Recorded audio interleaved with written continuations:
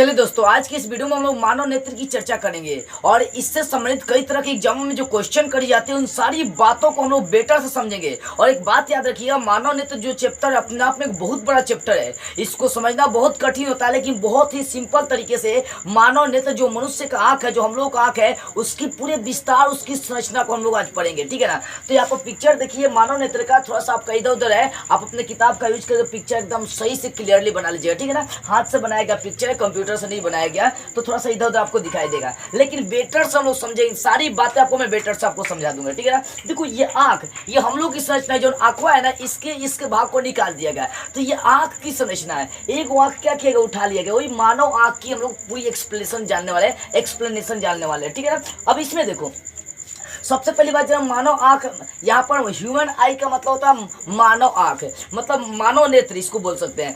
मानव नेत्र किसे कहते हैं, आपसे पूछ सकता है व्हाट इज ह्यूमन आई, मानव नेत्र किसे कहते हैं। तो लिखिएगा, मानव नेत्र एक ऐसा यंत्र है जिसकी सहायता से प्रकाश की उपस्थिति में हम लोग किसी वस्तु को देख पाते हैं। यदि आंख ही नहीं होगा तो कैसा देख सकते हैं। जो बाजार में इधर उधर चुस्की लेते चलते हैं, इधर उधर देखते रहते हैं, आंख फड़फड़ाते रहता है, वो सब क्या, ये सब कैसे देख पाएंगे जब आंख ही नहीं होगा। तो मानव नेत्र एक ऐसा यंत्र है, एक ऐसा यंत्र है जिसकी सहायता से हम प्रकाश की उपस्थिति में, जब तक प्रकाश नहीं मिलेगा तब तक आप देख नहीं सकते हैं, तो जिसकी सहायता से प्रकाश की उपस्थिति में हम किसी वस्तु को देख पाते हैं, उसे हम लोग क्या कहते हैं, मानव नेत्र कहते हैं। एक ऐसा यंत्र जिसकी सहायता से प्रकाश की उपस्थिति में हम लोग किसी वस्तु को देख सकते हैं, उस यंत्र को ही आंख कहा जाता है, मानव नेत्र कहा जाता है, ह्यूमन आई कहा जाता है। ठीक है। अब देखो, हम लोग आंख की चर्चाएं करते हैं। ये आपका आंख का क्या पूरा पिक्चर है, ध्यान दीजिएगा, इस पिक्चर को एकदम हम लोग सिंपली समझेंगे। सबसे पहली बात है कि जो नेत्र गोलक है, ये जो आंख का आपका ये पूरा गोला, इसको नेत्र गोलक कहते हैं। ये जो गोला है, इसको नेत्र के गोला को, आंख के गोला को क्या कहते हैं, आंख के गोला चाहे नेत्र गोलक कहा जाता है। तो ये आपका ये नेत्र गोलक है। अब देखो, नेत्र गोलक के जो सबसे बाहरी परत आपको जो दिखाई दे रही सब है, जो बाहर वाला परत है, उसको हम लोग स्क्लेरेटिक या श्वेत पटल हिंदी में कहते हैं। क्या कहते हैं, श्वेत पटल कहते हैं। इसको इंग्लिश में स्क्लेरेटिक कहा जाता है। ध्यान दीजिए। तो आप देख सकते हैं कि जो नेत्र गोलक है, उसके सबसे बाहरी परत को हम लोग क्या बोलेंगे, श्वेत पटल कहते हैं।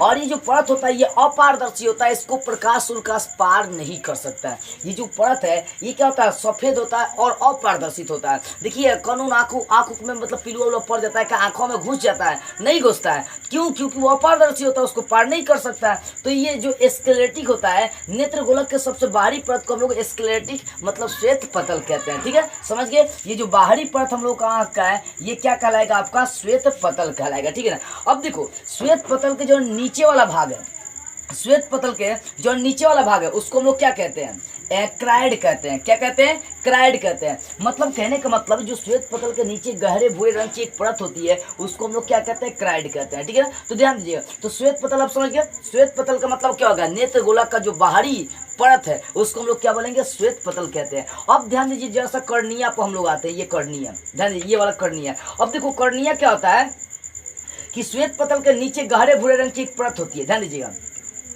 आंख के गोले के सामने वाली पारदर्शी तह को। देखो, कॉर्निया क्या होता है, ये आंख का गोला आपका होगा। ध्यान दीजिए, आपका जो आंख है, देखिए उसमें जो काला जो होता है ना, वो नेत्र है, वही उत्तल लेंस है, वही वो आपका क्या है, आंख है। ठीक है ना। ये तो आपका संपूर्ण आंख है, और जो अंदर जो ब्लैक टाइप का आपको दिखाई देता है, वो उत्तल लेंस टाइप का होता है। ठीक है। तो वो नेत्र लेंस होता है, उसको हम लोग क्या बोलते हैं, नेत्र लेंस कहते हैं। आंख की संरचना वो अंदर वाला ब्लैक वाला चीज आपकी ये हो गई है। ठीक है ना, ये वाला, इसको नेत्र लेंस बोलते हैं। अब देखो, नेत्र लेंस के सामने वाला जो तह आपको दिखाई देता है, ये पारदर्शी तह, ये पारदर्शी होता है। ये जो पारदर्शी तह दिखाई देता है, इसको हम लोग कर्निया कहते हैं। देख सकते हैं, आंख के गोले के सामने वाली पारदर्शी तह को, मतलब सतह को, परत को, उसको हम लोग क्या बोलते हैं, कर्निया कहते हैं। तो क्या बोल सकते हैं कि ये जो आंख आपका है, आंख के सामने वाला जो परत आपका पड़ रहा है, इसी को क्या बोलेंगे, कर्निया कहते हैं। ठीक है ना। ये क्या होता है, कर्निया है। इसी के माध्यम से आपका प्रकाश अंदर प्रवेश करता है। ये कर्निया है, तो सामने से आपको गुजरेगा। ठीक है ना। तो कर्निया के माध्यम, कर्निया से होते हुए आपका प्रकाश अंदर जाता है, तभी हम किसी वस्तु को देख पाते हैं। तो समझ गए, कर्निया क्या होता है। अब देखो, क्राइड क्या होता है, तो श्वेत पटल का जो नीचे वाला भाग है, जो है नीचे वाला गहरे भूरे रंग का जो है परत है, दिखाई दे ना, श्वेत पटल की ऊपरी परत जो है ना, उसको हम लोग क्या बोलेंगे, श्वेत पटल बोलते हैं। और श्वेत पटल का जो नीचे गहरा भूरा रंग का ये परत है, ये इसको हम लोग क्या बोलेंगे, हई वाला परत को, ये सब हम लोग परत को क्या बोलेंगे, तो ये सब को क्राइड बोलते हैं। श्वेत पटल के नीचे गहरे भूरे रंग की परत होती है जिसे हम लोग क्या बोलते हैं, क्राइड कहते हैं। समझ में आ रही हुआ, सबसे जो बाहरी परत है उसको श्वेत पटल बोलेंगे और उसके नीचे जो परत है उसको क्राइड बोलेंगे। और नेत्र गोलक के नेत्र लेंस के सामने वाला जो पारदर्शी तय होता है उसको कॉर्निया कहते हैं। क्या कहते हैं, कॉर्निया कहते हैं। अब एक चीज और देखिएगा, हई जो कॉर्निया है इस कॉर्निया के पीछे वाला दो भाग खुलता है, एगो हेने एगो हेने, तो जो भाग है खुला है इसको आइरिस कहते हैं। ये कॉर्निया से ही जुड़ा हुआ है, तो कॉर्निया के पीछे वाले भाग को हम लोग क्या बोलते हैं, आइरिस कहते हैं। कॉर्निया के पीछे वाला जो अपारदर्शी डायाफ्राम होता है, ये जो अपारदर्शी डायाफ्राम है इसको हम लोग क्या बोलेंगे, इसको बोलते हैं आइरिस। क्या होता है, आइरिस बोलते हैं, ठीक है ना। तो आइरिस, देखो आइरिस का काम क्या होता है, ये जो आपका हई वाला पपनी है, हई जो ऊपर वाला भाग है, ये आइरिस का काम करता क्या है कि हमें पिलुआ उलुआ कीटाणु उटाणु से क्या करता है, बचाने का काम करता है। ये आपका होता है आइरिस। तो आइरिस किसे कहेंगे, तो कॉर्निया के पीछे वाला जो डायाफ्राम वाला रूप होता है, डायाफ्राम वाला जो झिल्ली होता है, डायाफ्राम के रूप में जो परत होती है उसी को हम लोग क्या बोलते हैं, आइरिस। देखिए यहाँ भी आइरिस है, यहाँ भी आइरिस है। आपका आँख है तो ऊपर से भी और नीचे से भी आपका दो तरह का मतलब झिल्ली क्या है ना, ये तो ये सब क्या होगा, एक आइरिस का ये सब काम करता है, ठीक है ना। ये क्या किसका काम करता है, आइरिस का काम करता है। जैसे ही मतलब आंखों पर पिलो वाला पर्दा आंख झपा जाता है या चोट उठ लगता है तो आंखों अपने आप झपा जाता है, तो ये आइरिस हो गया। समझ में आ गई। अब देखो सिलियरी पेशी, यहाँ जो है नेत्र लेंस है, जाना चीज के सहारे लटका हुआ है, ठीक है ना, जिस परत के सहारे लटका हुआ है नेत्र लेंस, उसको हम लोग बोलते हैं सिलियरी मांसपेशिया, चाहे पक्षाम्बी पेशिया भी इसको कहा जाता है, या सिलियरी पेशिया के भी नाम से हम लोग इसको जानते हैं, ठीक है ना। हई जिसके सहारे नेत्र लेंस जो बीच करियाका जो होता है, ये आंखवा जो होता है, ये जिसके सहारे आपका लटकल रहता है उसको हम लोग क्या बोलते हैं, सिलियरी पेशिया कहते हैं। यानी आइरिस के पीछे वाली परत, हई जो आइरिस है, आइरिस के पीछे वाली परत को हम लोग क्या बोलते हैं, उसको सिलियरी मांसपेशिया, चाहे पक्षाम्बी पेशिया, चाहे सिलियरी पेशिया कहा जाता है, ठीक है। ये बात आपको समझ में आ गई। अब देखो आगे नेत्र लेंस, हई जोन है ना, इस भाग को हम लोग क्या बोलेंगे, नेत्र लेंस बोलेंगे। तो कहने का मतलब है कि देखो हई वाला जोन भाग है, आइरिस के जोन बीच वाला भाग होता है उसको पुतली कहते हैं। क्या कहते हैं, पुतली कहते हैं। देखो पुतली की एक खासियत होती है कि अंधेरे में एकदम क्या होता है, सिकुड़ जाता है, और उजाले में ये फैल जाता है, ठीक है ना। अंधेरे में देखिए सिकुड़ जाने के कारण समय नहीं दिखाई देता है, और उजाले में फैल जाता है जिसके कारण समय स्पष्ट दिखाई देता है। मान लीजिए यहाँ पर लाइट जल रही है, अभी ये लाइट अगर फटाक से ना बुझ जाएगी तो जो आपका पुतली होता है, ये जो आइरिस का जो बीच वाला भाग है वो सिकुड़ जाएगा, और सिकुड़ने के कारण से आपको दिखाई नहीं देता, लेकिन लाइट जलता है तो फैल जाता है पुतली, जिसके कारण से आपको स्पष्ट दिखाई देता है। तो ये आइरिस के बीच वाले भाग को हम लोग क्या बोलते हैं, पुतली कहते हैं। क्या कहते हैं, पुतली कहते हैं। तो पुतली के नीचे है, पुतली होगा तो पुतली के नीचे आपका एक मतलब जिलेटिन जो पदार्थ होता है, जिलेटिन जैसे मुलायम पदार्थ का एक उत्तल लेंस होता है, पारदर्शक पदार्थ का एक उत्तल लेंस बना होता है जिसे हम लोग क्या बोलते हैं, नेत्र लेंस। आपका जो आंखवा का संरचना है, इसके अंदर जो करियाका है, उसी को हम लोग क्या बोलते हैं, नेत्र लेंस कहते हैं। वो क्या होता है, उत्तल लेंस टाइप का होता है। किसका, तो ये जिलेटिन जैसे मुलायम पदार्थ का बना होता है, पारदर्शक पदार्थ होता है। तो नेत्र लेंस क्या हो गया, तो नेत्र लेंस है जो लेंस होता है, ये जिलेटिन जैसे मुलायम पदार्थ का एक क्या होता है, पारदर्शक उत्तल लेंस होता है, पारदर्शक जिसको प्रकाश पार कर सके। अब मान लीजिए लेंस है, यहाँ पर किरणें आएंगे, पारे नहीं करेगा तो कैसे काम करेगा, नहीं हो पाएगा। तो वही बात है, नेत्र लेंस किसे बोलेंगे, तो नेत्र लेंस आप कह सकते हैं, नेत्र लेंस आप कह सकते हैं पुतली के नीचे वाला भाग, मतलब पुतली के नीचे वाला भाग एक पारदर्शक मुलायम पदार्थ का बना होता है, जिलेटिन जैसे मुलायम पदार्थ का बना होता है, उसे मतलब एक उत्तल लेंस होता है जिसे हम लोग क्या बोलते हैं, तो नेत्र लेंस कहते हैं। तो कह सकते हैं कि पुतली के नीचे है जो पुतली है, पुतली के नीचे वाला जो भाग होता है, ये पुतली के जो नीचे वाला भाग होता है वो उत्तल लेंस टाइप का होता है जिसे हम लोग क्या बोलते हैं, नेत्र लेंस कहते हैं। क्या कहते हैं, नेत्र लेंस कहते हैं, ठीक है ना। अब देखो नेत्र लेंस कहते हैं। आगे वाले यदि भाग देखिए या तो सातों आप रेटिना देख सकते हैं, ठीक है ना। तो नेत्र लेंस में रेटिना क्या होता है कि जो आपका नेत्र गोलक हो गया, इसके सबसे भीतर वाला परत है ना, भीतर वाला ही देखिए, भीतर वाला सबसे परत, इसको हम लोग क्या बोलते हैं, रेटिना कहते हैं। तो नेत्र गोलक के सबसे भीतर वाला जो परत होता है रेटिना, या इसका एक और नाम होता है दृष्टि पटल होते हैं। देखो प्रतिबिंब यहीं पर बनता है। मान लीजिए जब किसी वस्तु से किरणें निकल कर हमारी आँख से पुतली से होते हुए नेत्र लेंस से होते हुए कहाँ पड़ती है, रेटिना पर पहुंचती है, और रेटिना पर प्रतिबिंब बनता है। दृष्टि पटल जिसको बोलते हैं, रेटिना पर ही प्रतिबिंब बनता है। लेकिन रेटिना पर जो प्रतिबिंब बनता है ना, वो जानते हैं कैसा होता है, रेटिना पर बनने वाला जो प्रतिबिंब होता है वो वास्तविक और उल्टा होता है। लेकिन हमारा जो मस्तिष्क है वो उसी वस्तु का प्रतिबिंब सीधा बनाने की संवेदना देती है, ठीक है ना, जिसके कारण से हमें सब वस्तु सीधा दिखाई देती है। लेकिन वास्तव में जो रेटिना होता है वहाँ पर प्रतिबिंब आपका वास्तविक और उल्टा बनता है। सीधा तो मस्तिष्क में संवेदना होने के कारण से आपका क्या होता है, प्रतिबिंब वस्तु का सीधा दिखाई देता है। तो रेटिना समझिए, रेटिना में क्या होता है कि जो नेत्र गोलक है उसके सबसे भीतरी वाले भाग को हम लोग क्या बोलेंगे, रेटिना कहते हैं। अब देखिए इतनी बातें जानने के बाद नेत्र लेंस और रेटिना के जो बीच वाला सब भाग होता है उस सब को हम लोग कचाव द्रव कहते हैं। क्या कहते हैं, कचाव द्रव कहते हैं, ठीक है ना।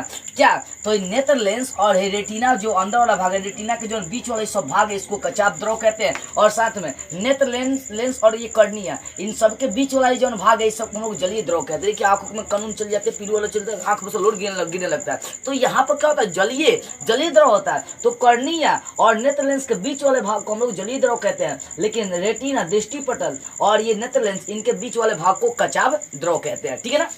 एक बार यहाँ पर इस पिक्चर को ध्यान से समझिए, मैं चाहता हूँ कि आपको बेटर से समझ में आ जाए, ठीक है ना। यहाँ पर ध्यान दीजिएगा आप कि जो नेत्र गोलक है उसके सबसे बाहरी वाले परत को हम लोग श्वेत पटल कहते हैं। यह अपारदर्शी टाइप का होता है, इसको पार नहीं किया जा सकता, ठीक है ना। अब देखो मतलब इसको प्रकाश उतना जल्दी पार नहीं कर सकता। श्वेत पटल के नीचे वाले भाग को जो गहरे भूरे रंग का होता है उसे हम लोग क्या कहते हैं, क्राइड कहते हैं। नेत्र लेंस के सामने वाला जो पारदर्शी तय होता है, नेत्र लेंस के जो सामने वाला पारदर्शी परत होता है या तय होता है उसको हम लोग कर्निया कहते हैं। कर्निया आगे चलकर दो भागों में खुलता है। तो कर्निया का अगला जो भाग होता है वो डायफ्राम के रूप में खुलता है, उस डायफ्राम को हम लोग आइरिस कहते हैं। और आइरिस के बीच वाले भाग को हम लोग क्या कहते हैं, पुतली कहते हैं। ये पुतली का खासियत होता है अंधेरे में सिकुड़ जाएगा और उजाले में फैल जाता है, ठीक है ना। अब उसके बाद देखिए आपका जो है जो आपका ये नेत्र लेंस है ये क्या है, एक उत्तल लेंस होता है, जिलेटिन जैसे मुलायम पदार्थ का बना होता है। मतलब जिलेटिन जैसे मुलायम पदार्थ का एक उत्तल लेंस होता है जिसको हम लोग नेत्र लेंस कहते हैं। क्या कहते हैं, नेत्र लेंस कहते हैं। अब देखो नेत्र गोलक के जो सबसे भीतरी परत होती है उसको हम लोग बोलते हैं रेटिना, यही पर आपका प्रतिबिंब बनता है। अब देखो उसके बाद हम लोग यहाँ पर ये भी देख लेते हैं कि जो कचाव द्रव होता है, कचाव द्रव किसे कहेंगे, तो नेत्र लेंस और रेटिना के जो बीच वाला भाग होता है उसे कचाव द्रव, नेत्र लेंस और कर्निया के जो है बीच वाला सब उजर भाग है इस सबको जलीय द्रव कहते हैं, ठीक है ना। अब देखिए ये जब पिक्चर को आप समझ गए तो अब देखिए आंख में कार्य कैसे होता है, किसी भी वस्तु को हम देख कैसे पाते हैं। देखो जैसे ही आपका किरण जो है यहाँ से वो किसी वस्तु से टकराकर जैसे ही किरण आपके नेत्र लेंस से होते हुए रेटिना पर पहुँचता है तो रेटिना पर उस वस्तु का प्रतिबिंब बनता है। लेकिन उस वस्तु का जो प्रतिबिंब बनता है वो वास्तविक और उल्टा बनता है। लेकिन फिर भी हम लोग वस्तु सीधा देखते जाते हैं, क्यों? इसका रीजन ये है कि मस्तिष्क में इसका संवेदना होता है, जो वस्तु का प्रतिबिंब बनता है उसका संवेदना होती है और उसी संवेदना की वजह से हमें वस्तु जो है ना, वस्तु का जो प्रतिबिंब होता है, जो वस्तु है वो एकदम सीधा दिखाई देता है। लेकिन क्वेश्चन कर सकता है कि रेटिना यानी दृष्टि पटल और प्रतिबिंब कैसा बनता है, तो आप बोल दीजिएगा कि रेटिना या दृष्टि पटल पर जो प्रतिबिंब बनता है वो कैसा, वास्तविक और उल्टा बनता है। ये किसके कारण से, तो मस्तिष्क में संवेदना होने के कारण से वस्तु हमें सीधा दिखाई देते हैं। तो इस तरह से आपका कार्य करता है, ठीक है ना।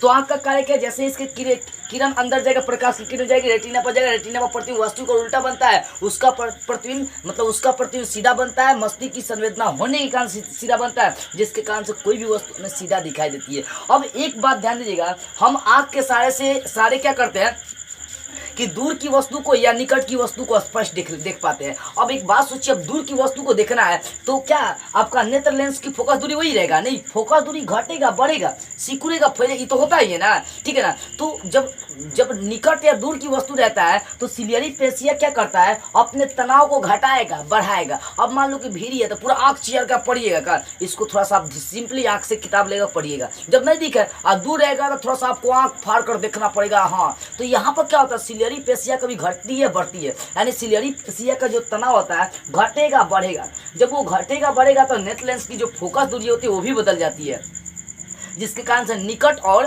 दूर की वस्तु हमें स्पष्ट दिखाई देते हैं। तो लिख सकते हैं आप कि सिलियरी पेशिया अपने तनाव को घटा बढ़ाकर नेत्र लेंस की फोकस दूरी को बदलकर दूर या निकट की वस्तु को स्पष्ट दिखाती है। इस क्षमता को, इस कैपेसिटी को हम लोग समंजन क्षमता कहते हैं। क्या कहते हैं? समंजन क्षमता कहते हैं। दूर की वस्तु भी आपको दिखाई देती है, निकट की वस्तु भी दिखाई देती है। तो हर कंडीशन में क्या होता है, नहीं, दूर की वस्तु के लिए फोकस दूरी बहुत ज्यादा, निकट की वस्तु के लिए फोकस दूरी बहुत कम होती है। तो यहाँ पर सिलियरी पेशिया काम होता है, जब दूर वस्तु होता है तो ये क्या करता है, अपनी तनाव को बढ़ा देता है, फैला देता है। लेकिन जब निकट वस्तु होता है तो ये अपने तनाव को सिकुड़ा लेता है, मतलब फैलाता नहीं उतना।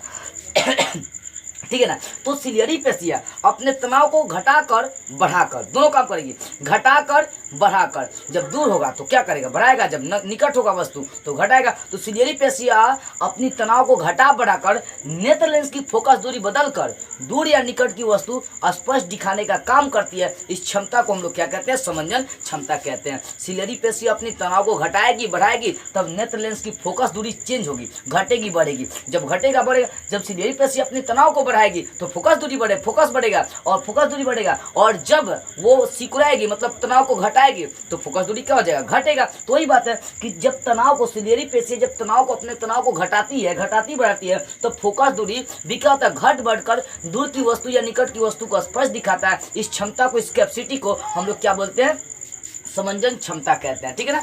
अब देखो, अब क्या होता है, हमारी आंख के लिए दूर बिंदु कितना होता है। देखो हम लोग कम से कम अनंत तक की वस्तु को देख सकते हैं, यानी एक आंख के लिए अगर देखी जाए दूर बिंदु, तो दूर बिंदु क्या होता है, याद रखिएगा। एक आंख के लिए, एक सामान्य आंख के लिए दूर बिंदु आपका अनंत होता है। ये क्या है, तो ये दूर बिंदु है, दूर बिंदु है। लेकिन निकटतम अगर बिंदु देखी जाए तो वो आपका 25 सेंटीमीटर है, निकटतम बिंदु ये आपका है। तो कम से कम निकट कितना दूरी पर होनी चाहिए, 25 सेंटीमीटर पर होगा तो हमें दिखाई देगा। तो निकटतम बिंदु एक आंख के लिए कितना होता है, 25 सेंटीमीटर, और एक आंख के लिए दूर बिंदु कितना होता है, तो अनंत होता है। ऑब्जेक्टिव क्वेश्चन कर सकता है कि एक आंख के लिए दूर बिंदु कितना होता है, तो अनंत होता है। एक आंख के लिए निकटतम बिंदु कितना होता है, तो 25 सेंटीमीटर होता है। तो इस तरह से आप ये आंख का जो एक्सप्लेनेशन अच्छी तरह से समझ गए होंगे। आई होप ये सारी बातें आपको बेटर से समझ में आ गई होगी। ठीक है ना। तो बस आज की इस वीडियो में इतना ही। अगले वीडियो में हम लोग इस नेत्र लेंस में जो दोष उत्पन्न होता है, मतलब मनुष्य को क्या होता है, कभी काल नहीं दिखाई देता है, कभी काल दूर की वस्तु नहीं दिखाई देता है, कभी काल निकट की वस्तु नहीं दिखाई देता है, कभी काल नीचे का दिखाई देता है तो ऊपर का नहीं दिखाई देता है। ये सब क्या होता है, एक दोष होता है, मतलब उसमें उसके आंख में कमी आ जाती है, उस कमी को हम लोग दृष्टि दोष कहते हैं। तो अगले वीडियो में हम लोग जो दोष होता है आंख में उसको स्टार्ट करते हुए फिर मिलेंगे।